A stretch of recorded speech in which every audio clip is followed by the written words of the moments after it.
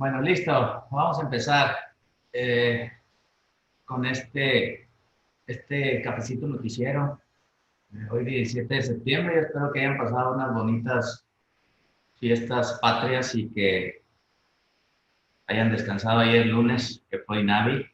Hoy tenemos un cafecito diferente, ¿verdad? Porque es día martes.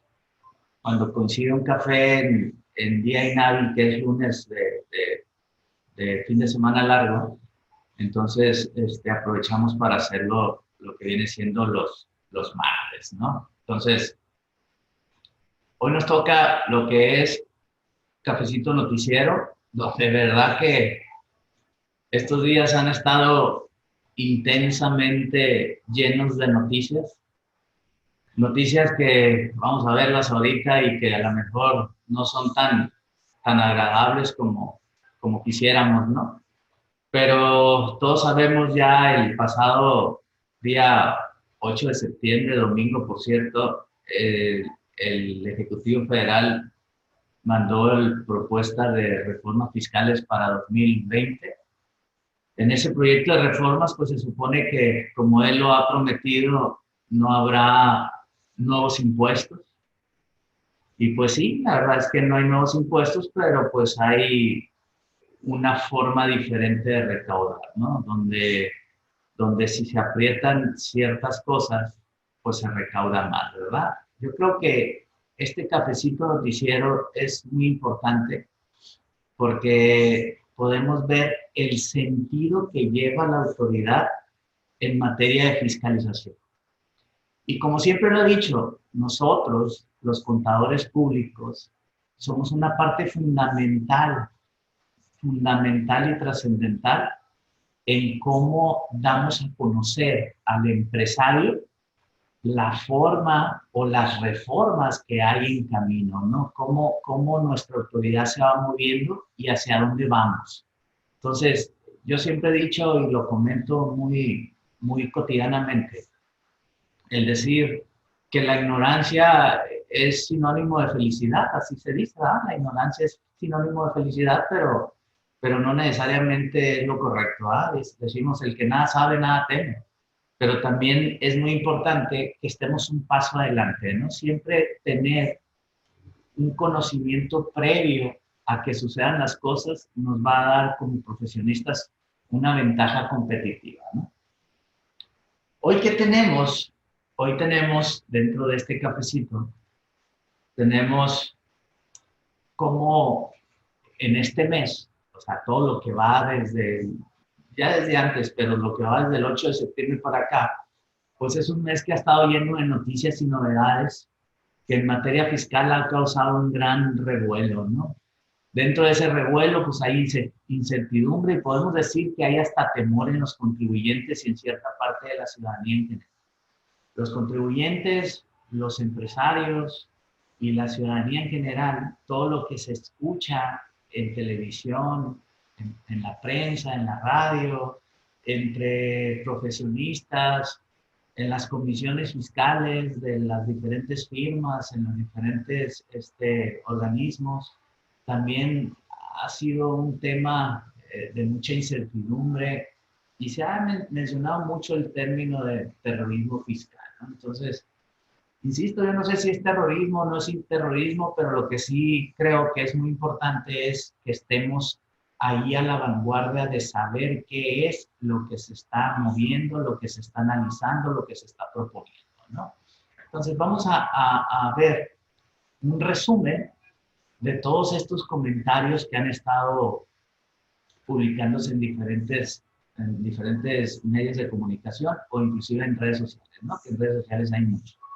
Sí, fíjense bien, este es un tema importante porque hoy por hoy, y estos son estadísticas válidas que se hacen por parte de empresas especialistas en ello, ¿no?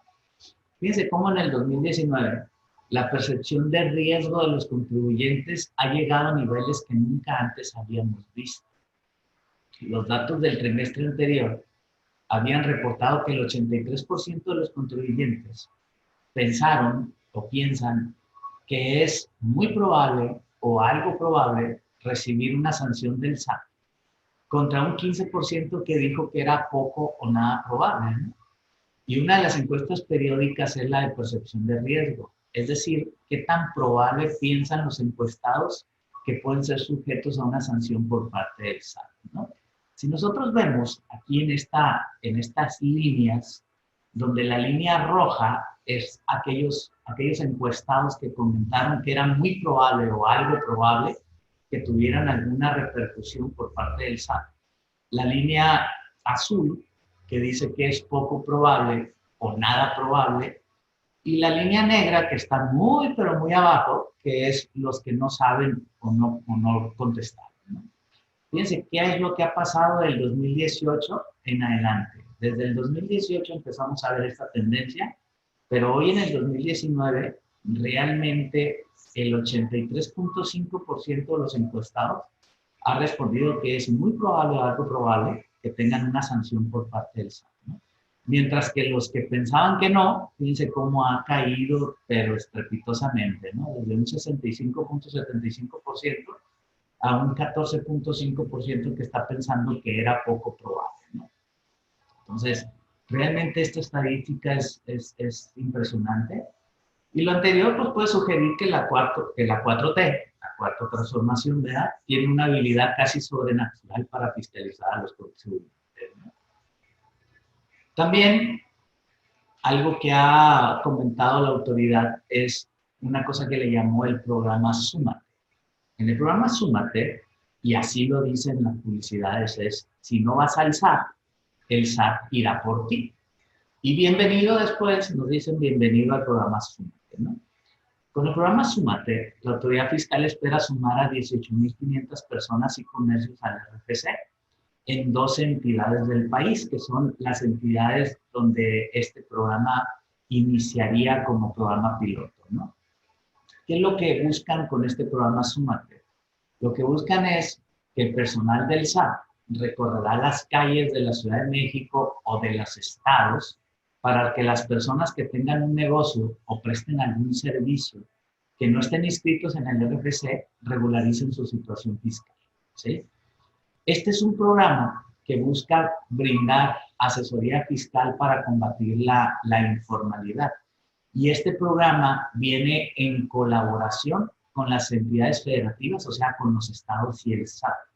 Es un programa donde es algo así como en el pasado decíamos el barrido de calles, donde personal del SAT o del gobierno del estado irá calle por calle recorriendo y visitando los negocios que estén establecidos para verificar que estén inscritos al RFC. Y si no están inscritos, entonces invitarlos a que se inscriban, ¿sí? Técnicamente se supone que esto no llevará una multa de por medio, sino más bien la invitación a que se inscriban. Pero de esa manera es invitar a que se sumen al padrón de contribuyentes y dejen la informalidad, ¿no?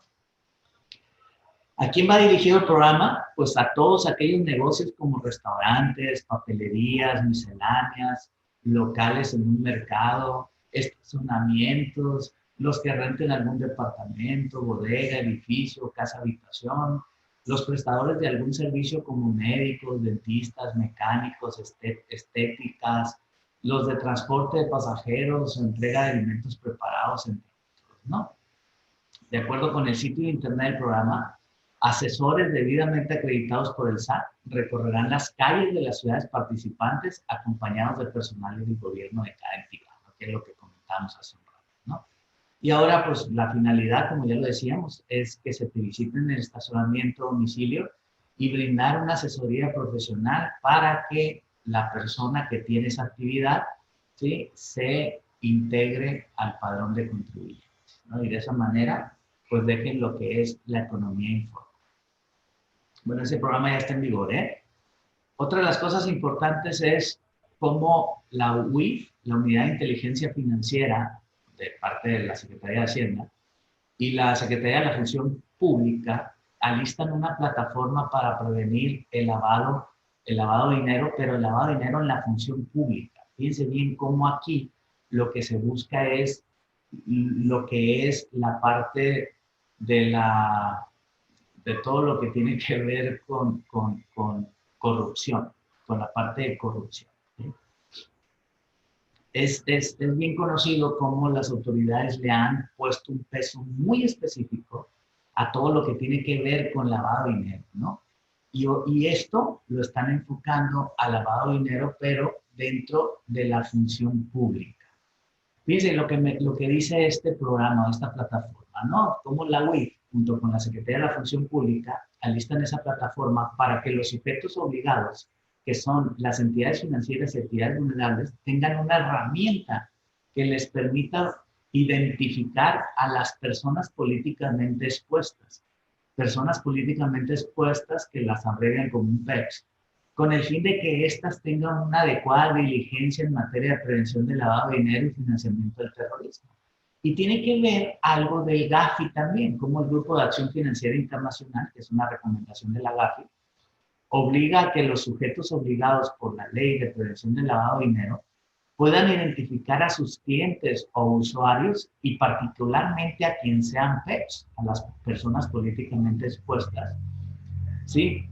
Pero también a artistas, a empresarios, es decir, personas que por tener una relevancia pública puedan estar en una situación de riesgo de lavado de dinero. Eso lo dijo exactamente Nieto Castillo, que es el titular de la UIF, ¿no? Ahora, las personas políticamente expuestas son funcionarios que por su cargo público pueden estar expuestos a riesgos de lavado de dinero y financiamiento al terrorismo, especialmente por temas de corrupción. Es decir, esos políticos que de alguna manera, políticos o personas que tienen cargos públicos, ¿no? Que de alguna manera son los que autorizan, por ejemplo, licitaciones de obras o ese tipo de cosas que pueden estar muy expuestas a temas de corrupción. En la actualidad se tiene una lista solo de los cargos, pero no los nombres de las personas que ocupan dichos cargos, ¿no? Entonces, viene un programa que puede ser muy interesante para tratar de abatir precisamente la corrupción en la función pública. Ojalá, de verdad que esto sería, pero muy bueno, ¿no? Ahora, otra de las cosas que se han estado comentando importantemente es cómo este proyecto de reformas le va a dar al SAT lo que algunos le han llamado superpoderes, ¿no? Fíjense bien, en esta semana pasada, la semana pasada, sí, el Pleno de la Cámara de Senadores aprobó en lo general y en lo particular el paquete de reformas que contienen temas de defraudación fiscal. Y específicamente, el hecho de que haya una defraudación fiscal sea considerado como un crimen organizado, algo así como delincuencia organizada. Pues. Entonces, esto realmente puede ser algo verdaderamente preocupante, ¿no? Porque ahorita vamos a ver qué se considera defraudación fiscal. En esto que ya aprobó la Cámara de Senadores, que todavía falta que lo apruebe la Cámara de Diputados, ¿sí? Pero que a como está dividido el Congreso, pues realmente hay una mayoría muy importante de parte de Morena y que pues estas propuestas vienen precisamente de un presidente emanado de ese partido, ¿verdad?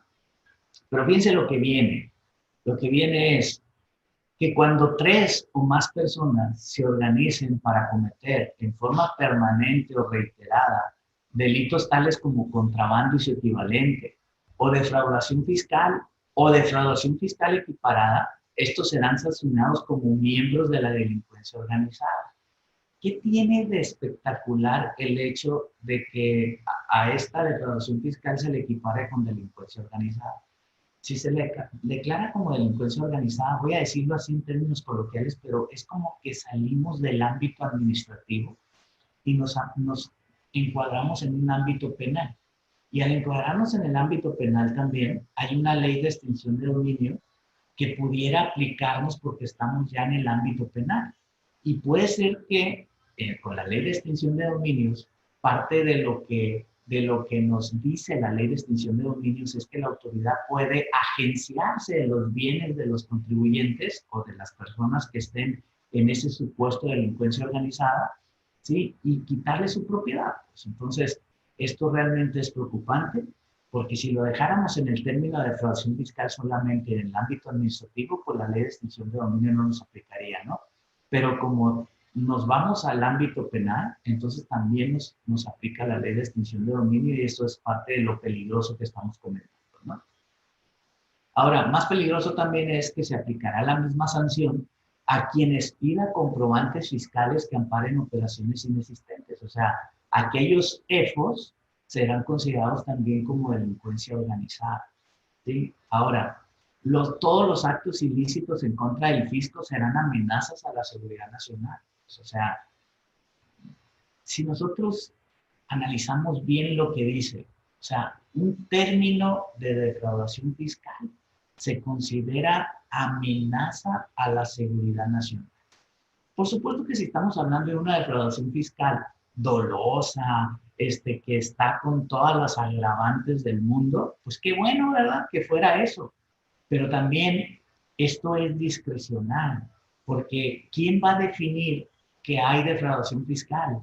Los auditores, pues. Y muchas veces, con todo respeto para ellos, pero los auditores se encierran en un criterio y bajo ese criterio lo siguen y te pueden llevar a equipararte una defraudación fiscal que te conlleve precisamente a delincuencia organizada y extinción de dominio de una cosa que no necesariamente es así. Entonces, esa es la parte que se vuelve un tema discrecional y ahí es donde está lo peligroso. Esto se me figura como cuando decimos, oye, que en México se apruebe la pena de muerte para los delitos graves. ¿Qué es lo que sucede en México? Lamentablemente, es que hay muchos chivos expiatorios, pues hay gente que no necesariamente es culpable, pero se le haría pagar como culpable, pues. Entonces, esto es parte de lo que viene en las reformas y por eso hablar del tema de que el SAT tendrá superpoderes. Otra de las cosas es que habrá un castigo de 5 años, de 5 a 8 años de cárcel a quien adquiera comprobantes fiscales que amparen operaciones inexistentes. Ojo con esto porque es increíblemente importante esto. O sea, ahora los EDOs, las empresas que deducen operaciones simuladas, ¿sí? Pueden tener un castigo de 5 a 8 años de cárcel por haber adquirido un comprobante fiscal que ampara una operación inexistente. ¿Dónde se vuelve lo grave aquí? Lo grave, hace poco me decía un cliente, oye Pepe, es que yo verdaderamente contraté a Juan Pérez para que me hiciera este trabajo, ¿sí? Y el trabajo me lo hizo, pero cuando me facturó con una empresa XSASB.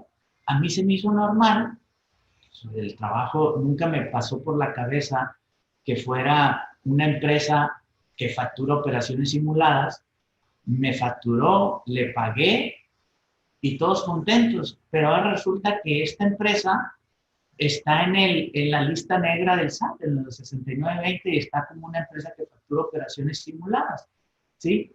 ¿Qué fue lo que sucedió en ese caso? Que yo empresario, pagué una factura que es real desde el punto de vista de la prestación del servicio, pero que la autoridad no pudo, o la empresa no pudo comprobarle a la autoridad que tiene la infraestructura y todo el personal y todo para realizar ese servicio.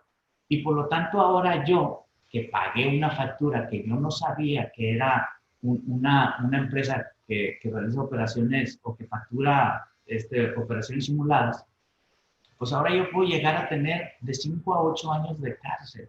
Y además se me puede equiparar con defraudación fiscal, ser delincuencia organizada y aplicarme la ley de extinción de dominio. De esa manera y de esa gravedad está este asunto, ¿no? Ahora también se aplicará la misma sanción, esa de 5 a 8 años de cárcel, a quien anuncie la compra o venta de estos comprobantes. Por último, la defraudación fiscal, como delincuencia organizada, se da cuando el monto de lo defraudado supere los 7.804.230 pesos.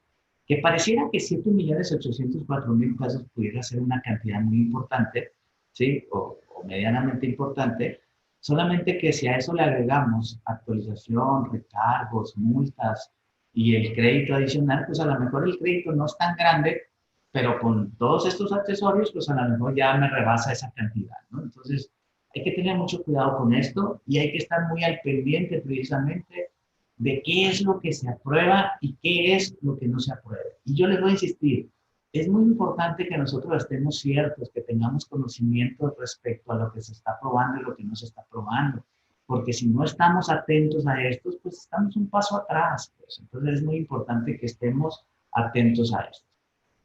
Fíjense bien, otra de las cosas es que el Procurador Fiscal de la República, el señor Carlos Romero Aranda, ¿sí?, dice que México será referencia en combate a la evasión fiscal.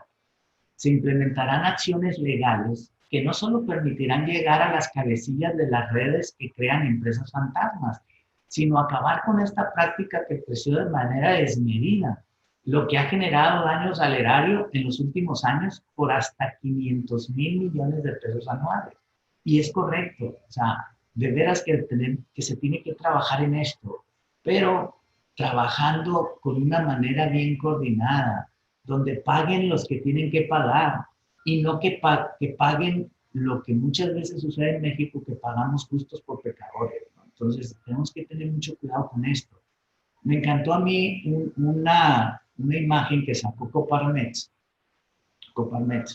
donde Coparmex ha sido muy crítico en este gobierno porque lo hemos dicho muchas veces, que probablemente la intención es correcta, ¿sí? La intención de acabar con las empresas estas que facturan operaciones simuladas, sin duda alguna que es una intención muy correcta, pero tal vez la forma en cómo se pretende acabar sea la que no es correcta, ¿sí?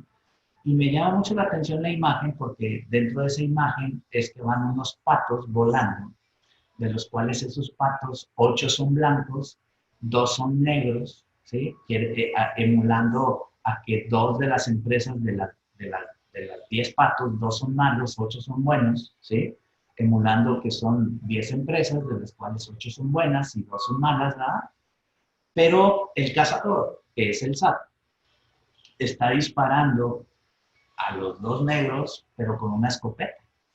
Eso quiere decir que le va a pegar a los negros, pero también le va a pegar a los blancos, pues. Entonces, insisto, la idea es correcta, la forma tal vez no sea la correcta, porque en lugar de tirar con una escopeta, debería de tirar con un rifle de precisión, ¿verdad? Donde vaya directamente la bala, pero a los negros, no que le va a pegar a todos, pues. Entonces, esa es la forma en que hemos estado criticando la forma, más que lo que se pretende acabar o lo que se pretende atacar.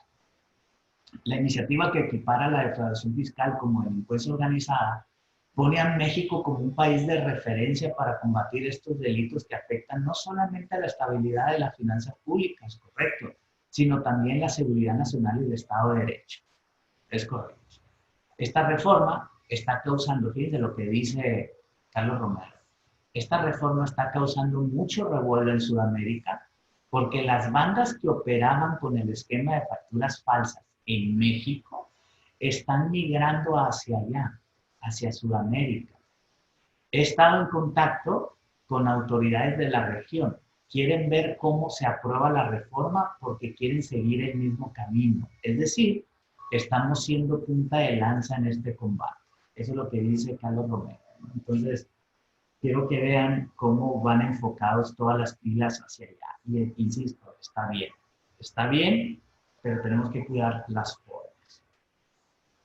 Otra de las cosas que ha estado diciendo Coparmex insistentemente es que se está creando una herramienta de terrorismo fiscal, ¿sí? Donde se establecen sanciones que van desde 3 meses hasta 9 años de prisión por defraudación fiscal.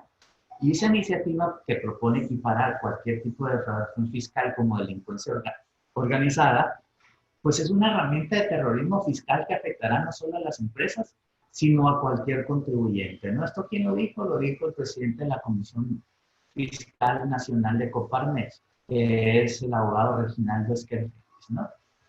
¿Qué dijo? Están creando una herramienta de terrorismo fiscal porque ellos van a tener la potestad de poder señalar a cualquiera de estar relacionado aparentemente al crimen organizado y solo por haber cometido algún fraude fiscal de cualquier tipo. Que a lo mejor decir como fraude fiscal, pues pareciera que es doloso, ¿verdad? Pero yo insisto, hay empresas que por una interpretación de la ley contraria a lo que le puede decir la autoridad puede estar en algún fraude fiscal que no necesariamente es doloso, sino es interpretativa o es simplemente por un error, ¿verdad? Entonces, aquí la cuestión es que sea como sea, el camino es el mismo. Esa iniciativa que fue presentada en el Senado de la República y que se discute en comisiones, que ya lo comenté hace rato, ya se aprobó por parte del Senado, reforma los artículos 108 y 109 del Código y deberían de estar excluidos de cualquier defraudación fiscal que sea relacionada como crimen organizado, ¿no? Ese artículo 108 establece sanciones que van de 3 meses hasta 9 años de prisión a quien cometa defraudación fiscal, lo cual puede dar cuando una persona hace uso de engaños o aprovechamiento de errores, omite total o parcialmente el pago de alguna contribución y obtiene un beneficio indebido con perjuicio del fisco. Pero yo insisto, esto es cuando es doloso, ¿no? Cuando el contribuyente sabe que lo está haciendo, ¿sí? El 109 dicta que será sancionado con las mismas penas quien consigne las declaraciones de deducciones falsas o ingresos acumulables menores a los realmente obtenidos. Mientras que el 113 establece sanciones de 3 a 6 años de prisión al que dolosamente reproduzca o imprima comprobantes sin estar autorizado por la Secretaría de Hacienda y Crédito Público, ¿no? Que esto de imprimir o reproducir, pues eso era cuando había impresores autorizados, ¿verdad? Pero bueno, ahí está esa parte, ¿no? Aquí lo que cabe señalar es lo del 109. Este artículo 109 que dice quien consigne las declaraciones de deducciones falsas o ingresos acumulables menores a los realmente obtenidos, pues ya está en defraudación fiscal, por lo tanto ya está en delincuencia organizada y por lo tanto ya le aplica lo de extinción de dominio, ¿no? Que esa es la parte que tenemos que cuidar. Y obviamente, Coparmex, que él ha estado insistentemente comentando, es que es excesivo, o sea, es realmente un exceso el considerar la defraudación fiscal como crimen organizado, ¿no? En unas palabras de Reginaldo también, es que no estamos coincidiendo con las formas en que se quiere combatir el delito de evasión fiscal. Lo que está haciendo el gobierno federal es generar una herramienta legal que le permita no tener límites en ningún caso y usar todo el aparato del Estado cuando quiera y con quien sea, sin respeto a las garantías individuales. Aquí es precisamente lo que hablaba hace rato, la discrecionalidad, ¿no? Que eso es lo que preocupa realmente a Coparmex y que nos debería preocupar a todos los contribuyentes, ¿no? La discrecionalidad. Otra de los comentarios que han surgido en las noticias es también Santiago Nieto, que es el presidente de la UIF, o sea, de la Unidad de Inteligencia Financiera, dice que el bloqueo de cuentas de servidores públicos investigados, esto haciendo gran alusión a lo que es Rosario Robles, ¿verdad?, que no implica una sanción penal, sino un acto administrativo y una medida precautoria para impedir que el dinero presuntamente obtenido de forma ilícita se vaya al sistema financiero, ¿no? Al participar en un seminario que fue organizado por el INAI, el funcionario se manifestó porque se debata públicamente la polémica que hay en torno a los derechos que tienen los servidores públicos cuando son acusados. O sea, sin duda alguna que si un servidor público hace o realiza actos de corrupción y eso le da un enriquecimiento ilícito, sin duda alguna que tiene que ser sancionado. Aquí lo que se busca es que sea sancionado de conformidad con la ley, no bajo temas de revanchismos o bajo temas de otra índole, sino que sea y se siga verdaderamente el proceso adecuado de ley. También la misma UIF dice que ve debilidad de instituciones en materia de recuperación de bienes por actos de corrupción, ¿sí? También Santiago Nieto afirma que hay debilidad por parte de las instituciones públicas del país en materia de recuperar activos y bienes provenientes de actos de corrupción y de la delincuencia organizada, aunado a que hay opacidad en la actuación de las procuradurías y fiscalías de los estados. Es precisamente lo que comentaba, ¿verdad? O sea, si hay actos de corrupción por parte de funcionarios públicos, es importante que todo el peso de la ley caiga sobre ellos. Eso es muy importante, ¿sí? Pero también que sea conforme a derecho. La propia GAFI, que es el Grupo de Acción Financiera Internacional, dice que México tiene debilidad en cuanto a las sentencias pues yo creo que hay debilidad en las sentencias no solamente de estos actos, ¿no? Actos de corrupción, sino también es increíble cómo en plena faena agarran a los ladrones, ¿sí? O sea, como le dicen, con las manos en la masa, y más tardan en entrar que en salir de nuevo, ¿no? Tiene que haber un cambio importante en México para esto, ¿no? Para poder abatir la impunidad en México. Y no solamente impunidad en actos de corrupción, sino en todo. ¿No? Fíjense bien cómo esta es una novedad del SAT. A través de su cuenta de Twitter, el SAT está mandando mensajes en redes sociales donde invita a los ciudadanos a demostrar su patriotismo, denunciando a las empresas o personas que se dedican a vender facturas para evadir el pago de impuestos. Fíjense lo que dice este comunicado, este tweet. Dice, tú eres parte fundamental de la transformación de México. Si te ofrecen en venta facturas para deducir operaciones simuladas, demuestra tu patriotismo y denuncia. Escribe a denuncias@sat.gov.mx o llama al número fulanito de tal, ¿no? O sea, realmente se está haciendo una labor importante. Aquí la cosa es, yo voy a insistir, por supuesto que tenemos que atacar esto, pero en el sector público hay EFOS que son muy contentos. Entonces, tenemos que atacar esto, pero atacar no solamente los EFOS de la iniciativa privada, sino también los EFOS que están en la función pública. Entonces, que sea parejo el asunto, pues, ¿sí? Y esto de denunciar y el patriotismo y denuncia, pues suena como al fuchihuacala, ¿no? O sea, ya como que dejemos o que dejen los ladrones de transar, de robar, de afectar a los ciudadanos, porque fuchihuacala, ¿no? Y a ver qué dice su mamá, ¿no? Cosas de eso, ¿no? Por otro lado, Margarita Ríos Fajar, que es la jefa del SAT, ella afirma que no hay terrorismo fiscal, que lo que hay son consecuencias a las acciones que realizan los contribuyentes. Dijo que es consciente de que la frase de terrorismo fiscal se usa para referirse a un fisco más agresivo. A lo mejor sería así porque venimos de una etapa en la que estaba muy relajada la Procuración de Justicia en materia fiscal. Después de participar en un evento que se llevó a cabo entre el Consejo Coordinador Empresarial para firmar un convenio que combate la economía informal, aseguró que no hay terrorismo fiscal, sino lo que hay son consecuencias a las acciones que se tomen.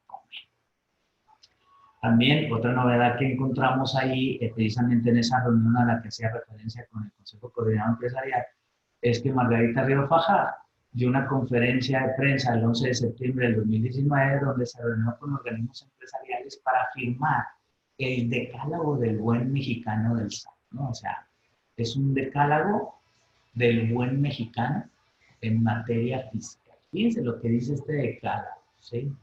Ese decálogo es decir, si nosotros cumplimos todo esto que está aquí, entonces somos un buen mexicano que tiene respeto hacia las leyes fiscales y el cumplimiento de nuestras obligaciones. Primero, estar localizable para el SAT. Que la opinión de cumplimiento de las obligaciones sea positiva. Estar en contacto con el SAT para poder facturar. O sea, que realmente tengamos una comunicación abierta y sin duda alguna hace énfasis a lo que son los EFOS, ¿verdad? Facturar operaciones inexistentes. Ser honesto con los ingresos y los egresos, es decir, que realmente declaremos todos los ingresos que tenemos y declaremos los egresos que realmente estamos realizando, no que pongamos invitar, ¿no? Hay que denunciar las malas prácticas fiscales, ¿no? Que eso también es importante porque, ¿qué es una mala práctica fiscal? ¿Sí?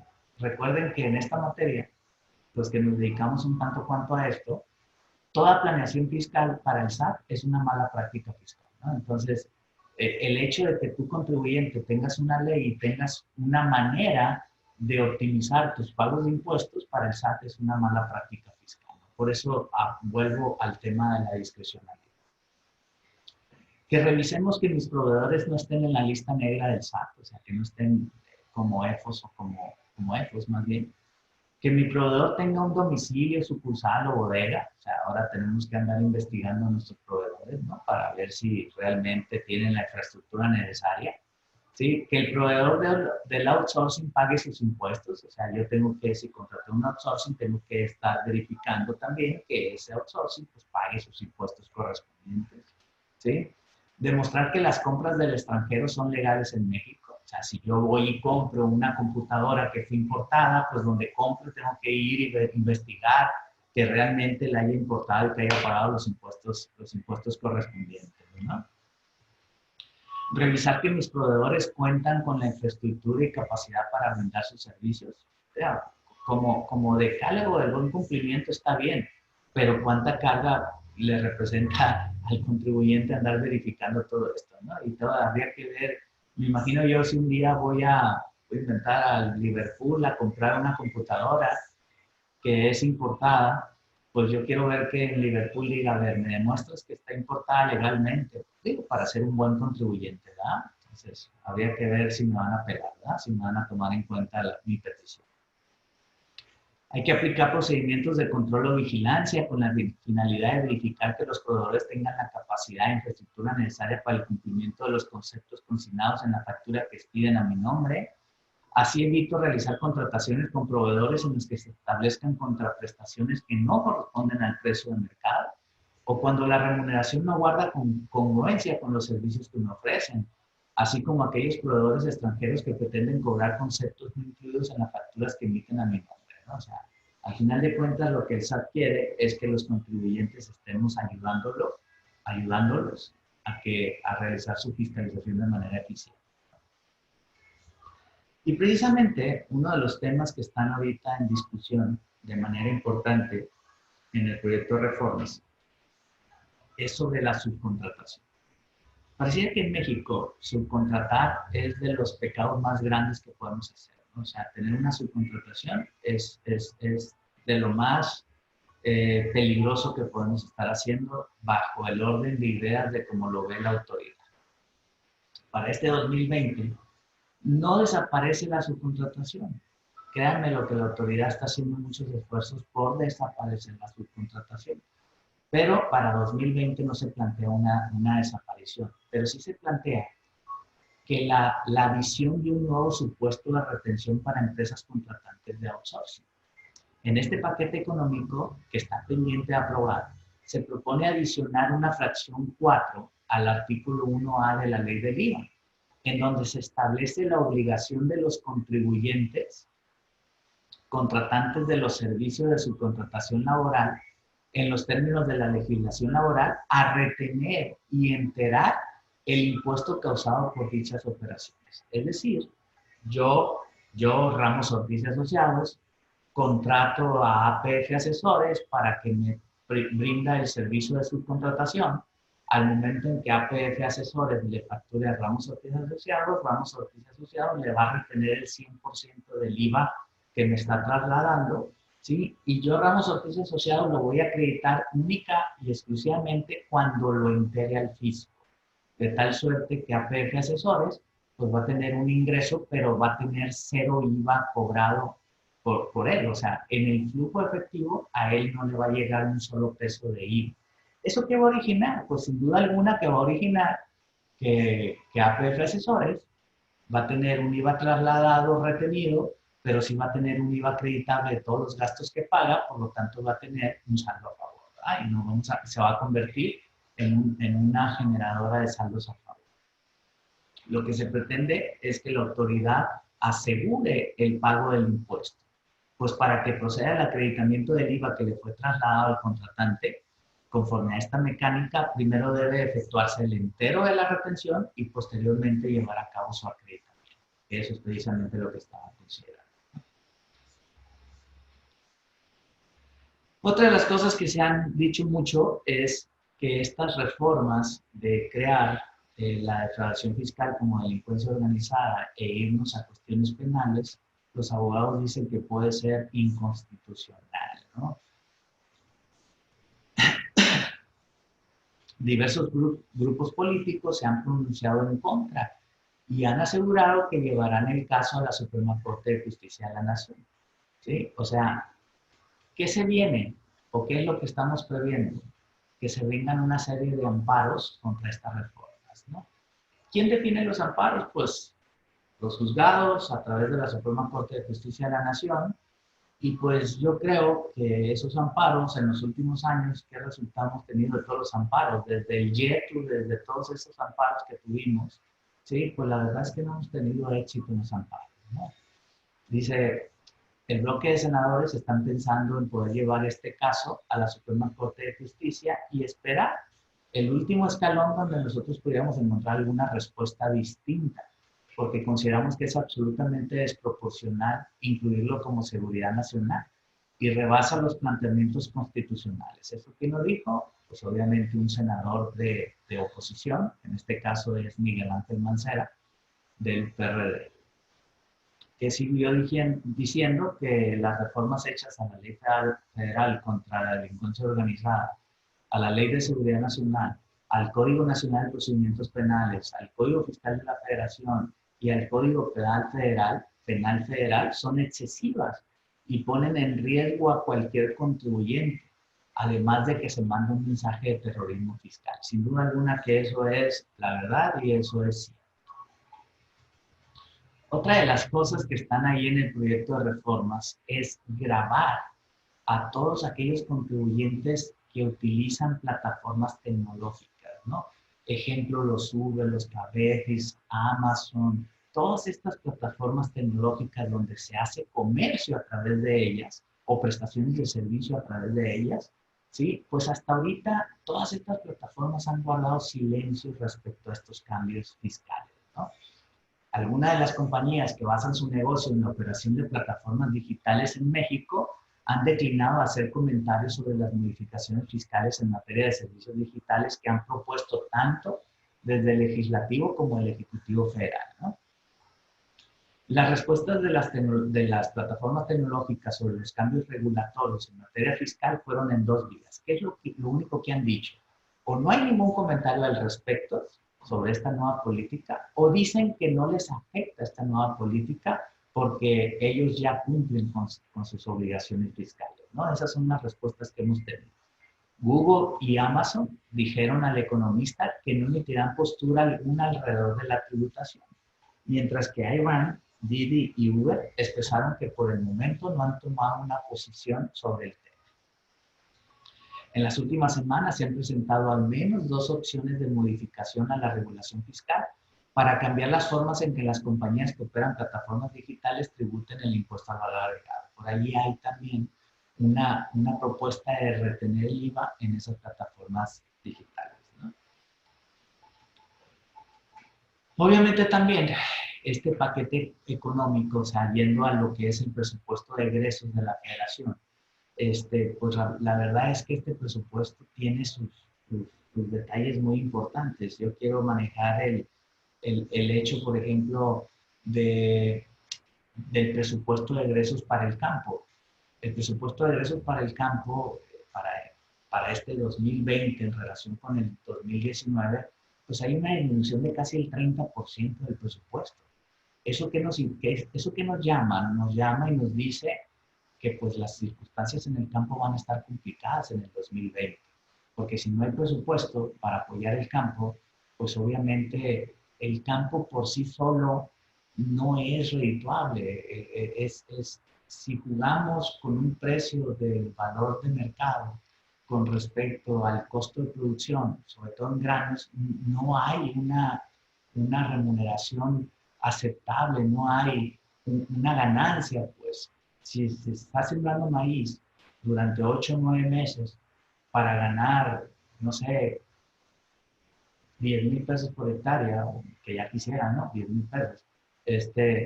Pues realmente trabajar 8 meses para ganar 10,000 pesos, pues no es como que voy a vivir 8 meses con 10,000 pesos, ¿verdad?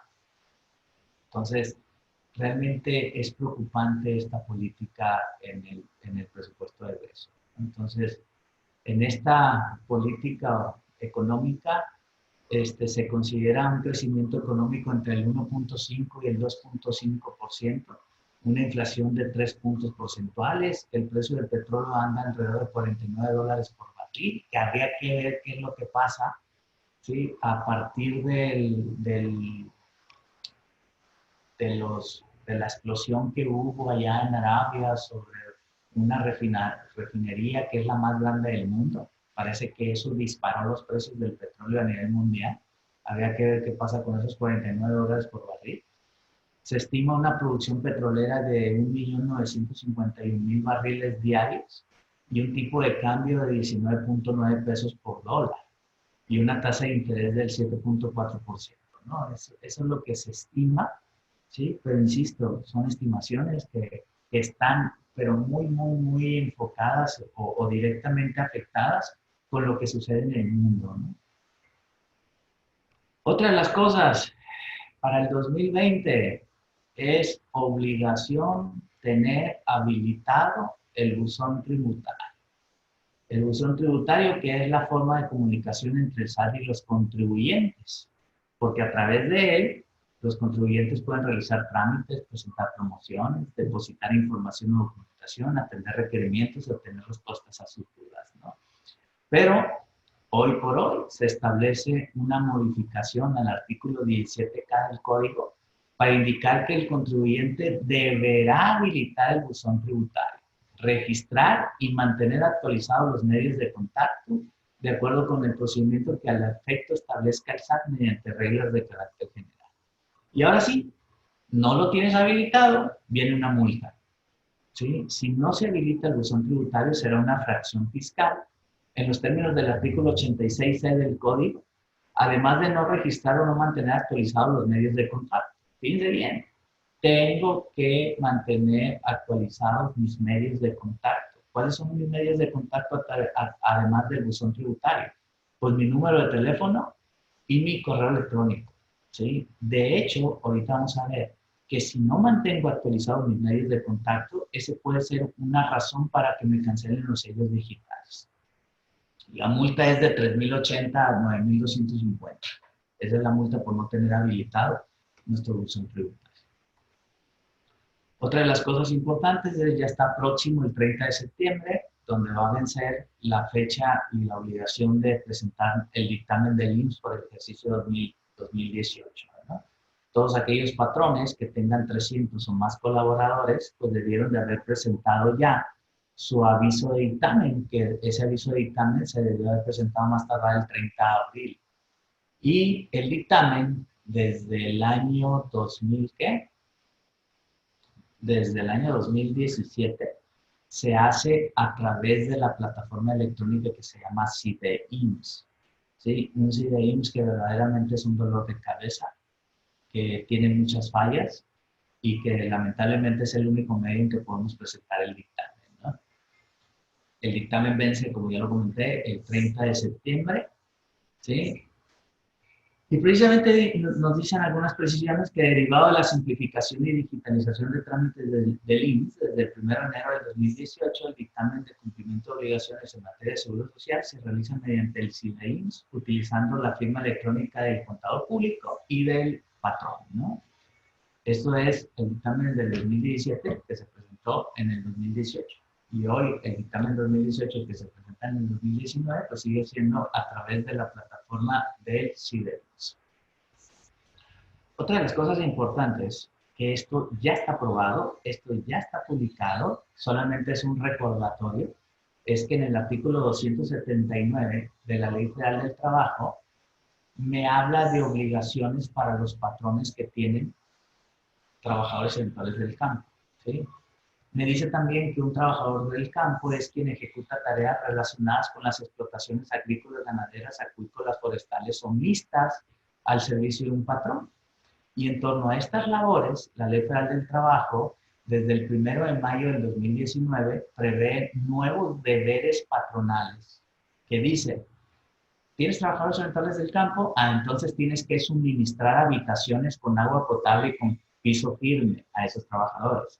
Tienes que capacitar en el trabajo a los colaboradores en el uso de medios y equipos de seguridad y protección para las labores. Tienes que cubrir, de ser el caso, el salario mínimo profesional que establezca la Comisión Nacional de los Salarios Mínimos, ¿sí? Y estos, los salarios deben de ser fijados por dicho organismo considerando la naturaleza, cantidad y calidad de los trabajos, el desgaste físico ocasionado por las condiciones de trabajo Y los salarios y las prestaciones percibidas por los trabajadores de establecimientos y empresas dedicadas a la producción de productos agrícolas y llevar un padrón, esta es una obligación muy importante, llevar un padrón de los subordinados que presten sus servicios por estacionalidades, en el cual se concentre la acumulación de esos lapsos para determinar por la autoridad si son eventuales o no eventuales. O sea, ahora el patrón tiene que llevar un control de cuánto tiempo trabajaron conmigo los trabajadores, ¿no? Entonces son cuestiones muy importantes.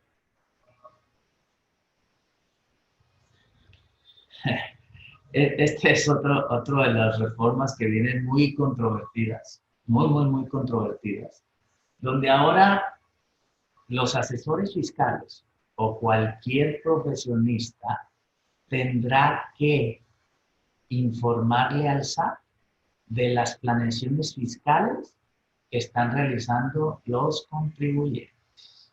¿Ok? Entre las novedades propuestas de la reforma fiscal 2020 está la previsión de nuevas obligaciones de los asesores fiscales que podrían ser sancionados e incluso auditados por el SAT, ¿sí? Para ver si nosotros, los profesionales, los asesores, estamos cumpliendo con la obligación de informarle al SAT sobre las planeaciones que hacen sus clientes, ¿sí? Fíjense bien, dentro de la propuesta de reformas al Código Fiscal de la Federación para 2020 se encuentra hay un título especial que comprende una serie de obligaciones para los asesores fiscales y los contribuyentes, en el que el Ejecutivo denominó como esquemas reportables. ¿Ok? Esquemas reportables. Debe entenderse como esquemas reportables cualquier plan, cualquier proyecto, propuesta, asesoría, instrucción o recomendación externada de forma expresa o tácita con el objeto de materializar una serie de actos jurídicos. No se considera un esquema la realización de un trámite ante la autoridad o la defensa del contribuyente en controversias fiscales. Pero cualquier plan, proyecto, propuesta, asesoría, instrucción o recomendación que hagamos los profesionales o terceros a un contribuyente, pues ahora lo tendremos que reportar al SAT. Eso está todavía en veremos, está en propuesta, pero como les dije, pues con la mayoría que tiene Morena no veo cómo parar esto, ¿no? Reportes generalizados, aquellos que dentro de los esquemas reportables hay reportes generalizados y reportes personalizados, ¿no? ¿Qué son los generalizados? Aquellos que buscan comercializarse de manera masiva a todo tipo de contribuyentes o a un grupo específico de ellos. Y aunque requieran mínima o nula adaptación para adecuarse a las circunstancias específicas de cada contribuyente, la forma de obtener el beneficio fiscal sea la misma, ¿no? Eso deberán de ser revelados a más tardar entre los 30 días siguientes al día en que se realiza el primer contacto para su comercialización. ¿Se entiende que se realiza el primer contacto para su comercialización? Cuando se tomen las medidas necesarias para que terceros conozcan la existencia del esquema. Así que cuando vayamos con un cliente a hacerle una propuesta, por ejemplo, de lo que nosotros manejamos como seguridad social en el campo, pues a partir de ahí tenemos 30 días para informarle al SAT que ese contribuyente, ¿sí?, pues está haciendo alguna planeación, plan o previsión para tener pues yo no sé qué decir si beneficio, un beneficio al respecto, ¿no? Entonces eso es sumamente importante. Y otro de los esquemas es los reportables personalizados. ¿Qué me dicen los reportables personalizados? Que son aquellos que se diseñan, comercializan, organizan, implementan o administran para adaptarse a las circunstancias particulares de un contribuyente específico. O sea, cualquier asesor fiscal que vaya y hace una planeación o un plan respecto a un contribuyente en particular, pues también tenemos 30 días para informarle que este contribuyente está haciendo una planeación respecto a algún esquema. Entonces, esta es una nueva ley que ya le empezamos a decir la ley del mitote, ¿no? Donde pues, realmente ahora los asesores fiscales los vamos a tener que convertir en dirían los colombianos, en sapos, ¿sí? Mensajes para estarle informando a la autoridad respecto a lo que están haciendo los contribuyentes. Algo que es sumamente delicado y que obviamente algo se tendrá que hacer y algo se tendrá que regular, porque no veo a un profesionista que esté denunciando básicamente a su cliente, ¿verdad? Eso sería ir contra algo que se le llama secreto profesional, ¿verdad? Otra de las cosas importantes es que el 28 de agosto del 2019 el Seguro Social habilitó una página de internet que se llama Mi Pensión Digital, donde ahora todos los beneficiarios, o sea, los derechohabientes de Seguro Social, pues van a poder tramitar de una forma más rápida y ágil su pensión por cesantía en edad avanzada o vejez, ¿verdad?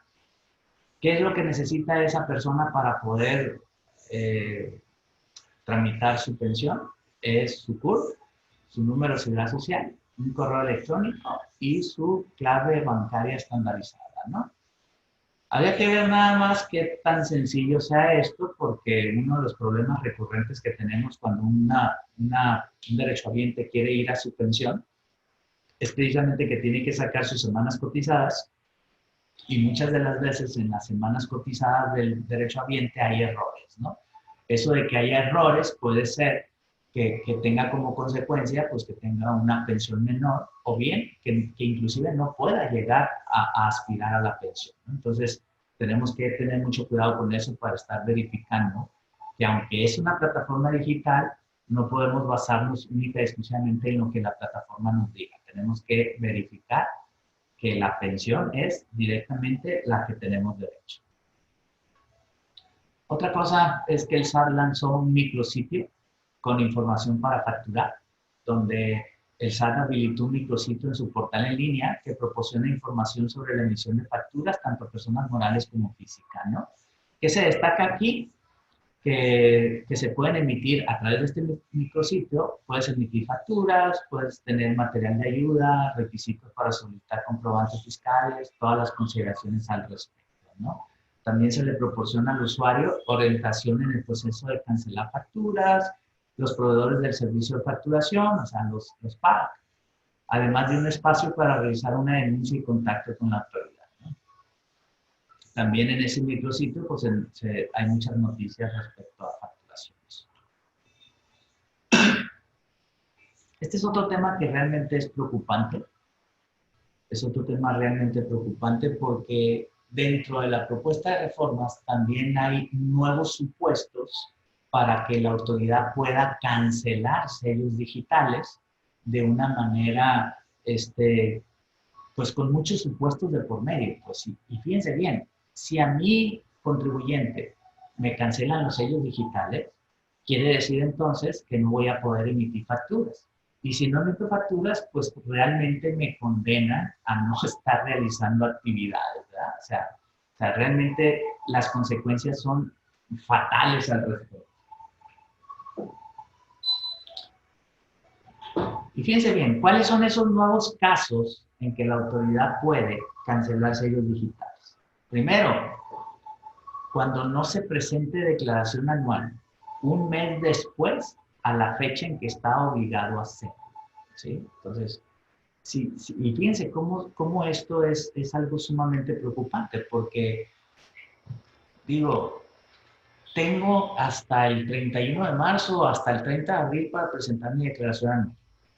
Pero muchas veces, por diversas circunstancias, las empresas no cumplen en tiempo, ¿sí?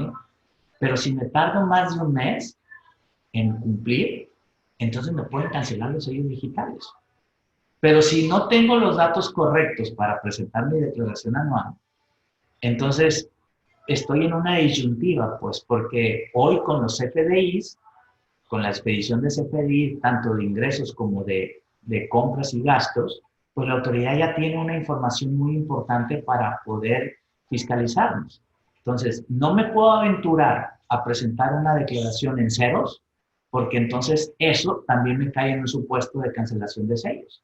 Pero tengo que hacer algo y estar preparado porque no me puedo tardar más de un mes en presentar mi declaración de manera correcta, porque entonces estaré en el supuesto de que me cancelen sellos digitales, ¿no?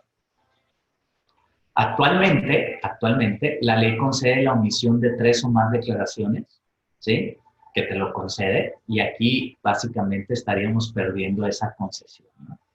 Ahora bien, otro supuesto para cancelar los sellos digitales es cuando no se presenten declaraciones provisionales o definitivas, cuando no se presenten 2 o más consecutivas, y hoy, actualmente, la ley permite 3 o más consecutivas y 6 no consecutivas, pues.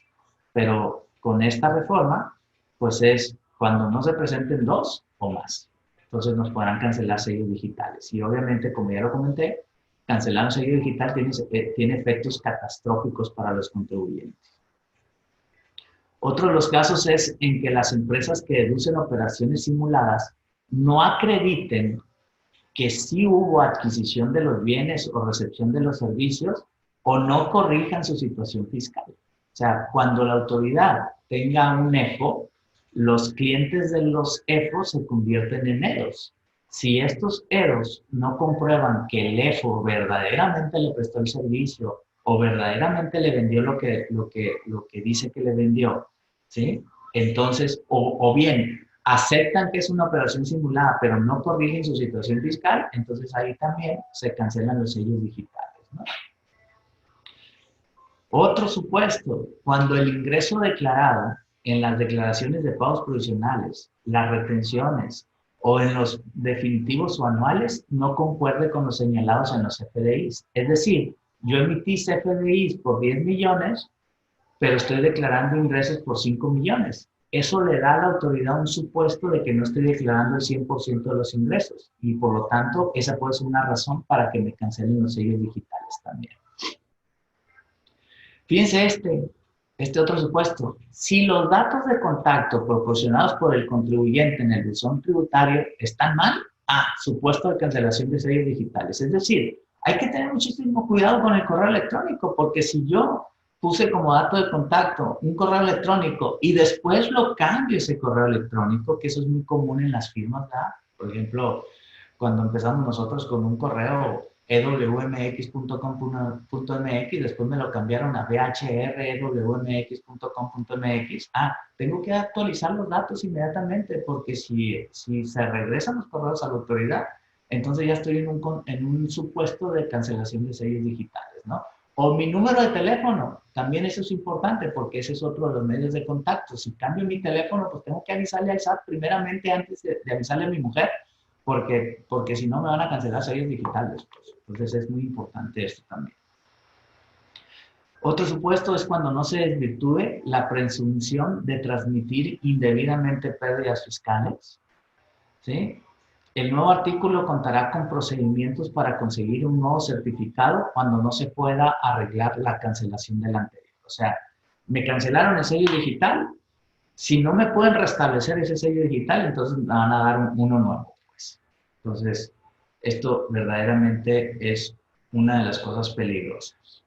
Otra de las propuestas también es que si ahorras, si arrendas o vendes por catálogo, hay cambios propuestos por la Secretaría de Hacienda que nos van a afectar, ¿no? Que aunque todavía no están aprobadas, pero son muy importantes. Fíjense bien, pago de ISR por arrendamiento. Hacienda busca que las personas que rentan un inmueble cumplan con el pago del ISR y para garantizarlo propone que cuando los inquilinos no paguen la renta y el dueño del edificio vaya a un juicio, el juez, antes de emitir sentencia, tendrá que pedirle al arrendador, perdón, que compruebe que pagó el ISR. Si no comprueba que pagó el ISR de ese inmueble, entonces el juez no va a poder consignar las rentas. Entonces, ¿esto qué conlleva? Pues conlleva que ahora yo rento un inmueble, tengo que emitir el comprobante fiscal, aunque no me lo pidan, aunque no le sirvan, pero tengo que emitirlo, porque si ese inquilino un día me deja de pagar rentas y yo voy a un juicio, pues entonces el juez, para poder emitir la sentencia favorable a mi favor, o sea, favorable, obviamente, ¿sí? entonces me va a pedir que compruebe que estoy pagando impuestos sobre ese edificio, sobre ese bien. Otro punto es, si vendes por catálogo, que eso es muy común también, sobre todo en las señoras, que hagan ventas de ropa, de zapatos, de perfumes y cosas de esas por catálogo, ¿sí? Hay un esquema que facilite el cumplimiento fiscal y reduzca la carga administrativa en este sector, ¿sí? Algo así como un pago con una retención de por medio, pues, ¿sí? Y ya con eso se liberarían, pero pues hoy a lo mejor tienes las ventas por catálogo y no pagas nada, ¿no? Pero pues aquí tendría que haber un pago de por medio. Barato, pero un pago. Otra de las cosas es, que ya lo comenté hace rato, que en caso de outsourcing, ¿sí? Se retenga el IVA que se haya trasladado por ese servicio, ¿no? Y otra cosa también es que si tenemos ahorros y esos ahorros generan intereses, pues lo que se está proponiendo es que sobre ese ahorro se aumente la retención de ISR, que hoy, en el 2019, es del 1.04% sobre el monto invertido y pase a 1.45%, que se ve poco, pero representa como un 40% adicional, ¿eh? O sea, del 1.04 a 1.45 son como 40% más caro. Muy bien, señores, pues con eso básicamente cerramos lo que es este cafecito noticiero. No sé si tuvieran algún comentario. Todavía falta mucho, todavía falta que estemos al pendiente ahí precisamente de lo que se apruebe.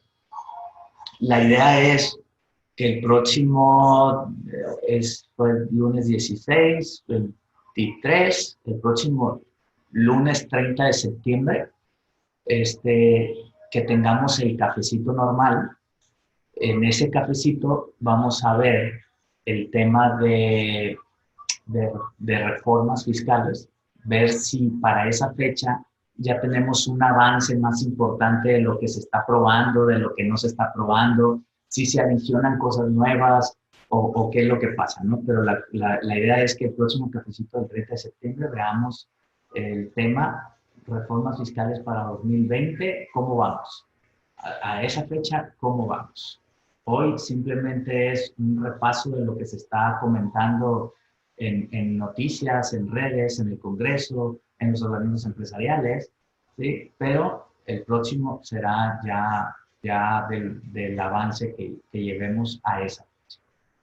No sé si tengan alguna pregunta, algún comentario, algo que quieran adicionar. Ya estamos sobre el tiempo, pero creo que todavía podemos comentar algo.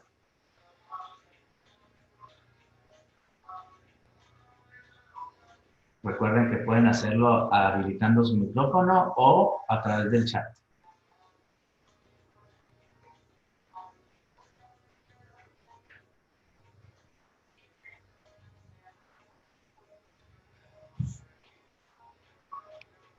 Yo no sé si los dejé mudos, si los dejé espantados respecto a lo que viene. Pepe, buenos días. A ver, ¿quién habló? Juan Carlos Osler, buenos días a todos. Buenos días, Juan Carlos, ¿cómo estás? Muy bien, gracias a Dios. ¿Y ustedes? Bien, también, gracias a Dios. Aquí andamos. Sí. Dígame, Juan Carlos, ¿qué comentario quiere hacer? No, pues básicamente felicitarte de nuevo, Pepe, porque pues el material estuvo muy bien, muy resumido.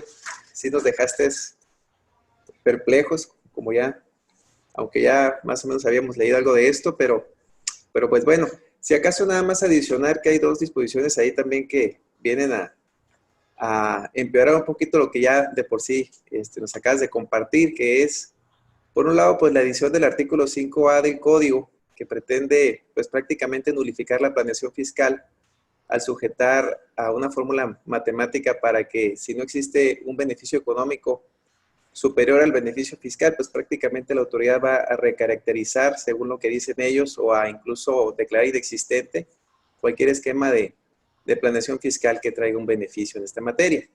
Es correcto. Y por otro, pues la pretensión de quitar esa barrera, ¿va? De cierta protección para los administradores únicos y para los socios o accionistas, cuando pues el contribuyente persona moral incurre, ¿verdad?, en créditos fiscales y por ahí se salva la responsabilidad solidaria para estos.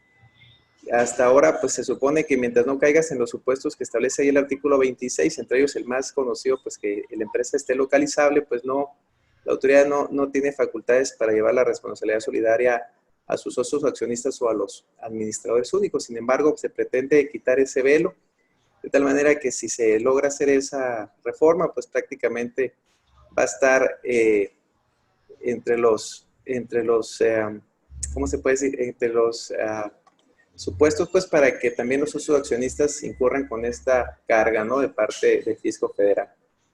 Creo que ambas son situaciones muy delicadas. Esperemos que por ahí se pueda hacer algo. Sí, esperemos, porque sí, precisamente ese último caso que comentas es correcto.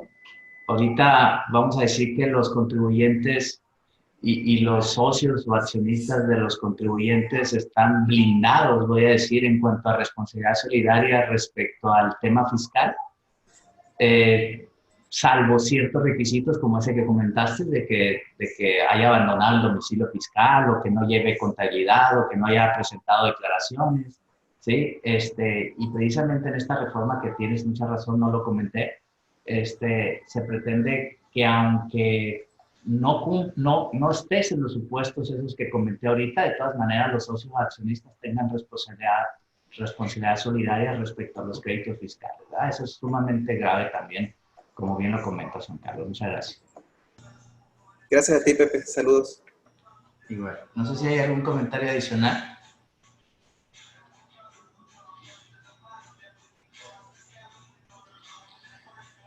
Muy bien, si no hubiera comentarios adicionales, pues solamente desearles una semana corta, una feliz semana corta, porque ya es martes, no es lunes, recuerden que es martes.